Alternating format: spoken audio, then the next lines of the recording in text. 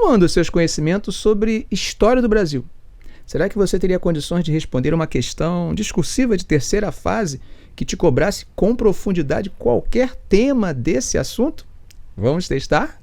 O dia seguinte ao 7 de setembro de 1822 impunha desafios profundos na concretização de um Estado soberano e independente em substituição ao Reino Unido.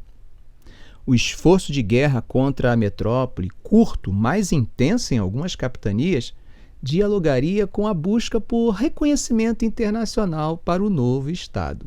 Tendo o fragmento textual acima como fonte de inspiração inicial, redija um texto dissertativo apresentando a conjuntura interna e externa que explica os dois desafios apresentados, bem como as posições divergentes do governo brasileiro em relação a eles.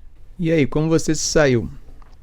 Bom, a questão ela aborda um assunto historicamente querido pelas bancas do CACD, do concurso de admissão à carreira diplomática. Esse assunto, acerca do nascimento do Estado brasileiro, tem aparecido de diferentes formas, tanto na primeira quanto na terceira fase. Claramente, a formulação da questão insinua uma análise com base na abordagem feita por Rubens Recupero sobre o assunto. Para o embaixador, a conjuntura internacional impunha limites à ação do Império, que não podia contar com uma unidade no projeto de independência. O processo de luta deveria contar com uma base geográfica que irradiaria, avançaria em direção aos limites territoriais do Império. O centro de radiação seriam as províncias de Minas Gerais, São Paulo e a Corte, o Rio de Janeiro. Os esforços iniciais de luta armada, tanto em tropas quanto em recursos financeiros, seriam enormes. Isso em um momento em que o Estado brasileiro ainda não contava com um exército regular, capaz de enfrentar os dragões e a armada lusa de igual para igual.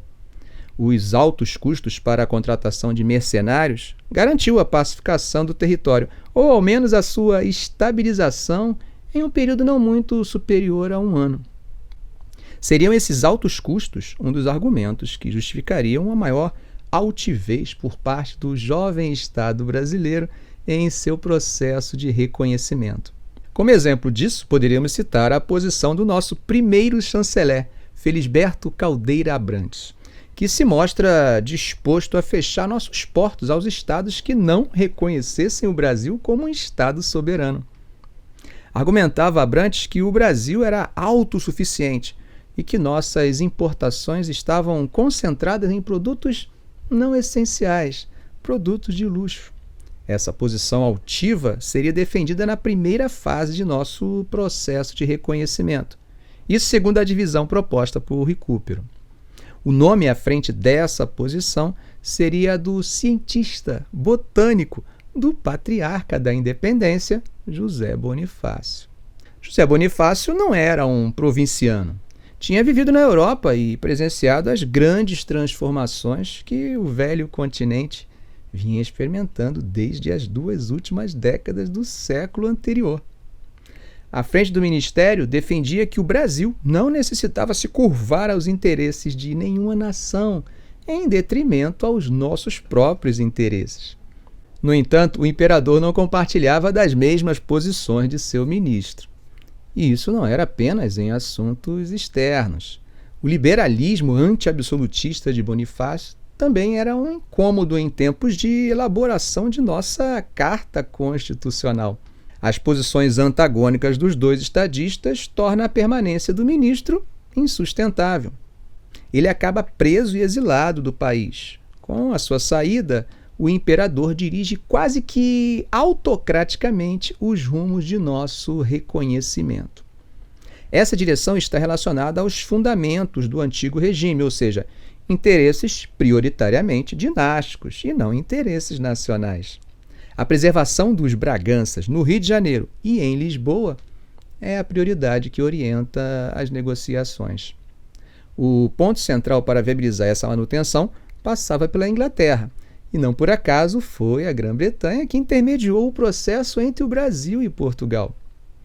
O resultado foi um tratado que reconhecia Dom João como imperador do Brasil e não apresentava qualquer tipo de ruptura de Dom Pedro com a linha sucessória do trono português. Nesse contexto, a indenização era prejudicial muito mais ao Brasil, pois para Dom João e Dom Pedro, os valores saíam de uma gaveta para outra, mas permaneciam na mesma escrivaninha. Gostou da questão? Que tal ter acesso a uma questão como essa toda semana com correção individualizada, feedback personalizado, acompanhado de notas de cada item exigido na questão e a soma da pontuação alcançada? Se quiser conhecer o curso, deixei o link nos comentários do vídeo. Não sai ainda não. Você gostou do vídeo? Se você gostou, dê um like, inscreva-se no canal, faça um comentário. Eu quero saber a sua opinião, ok? Um grande abraço.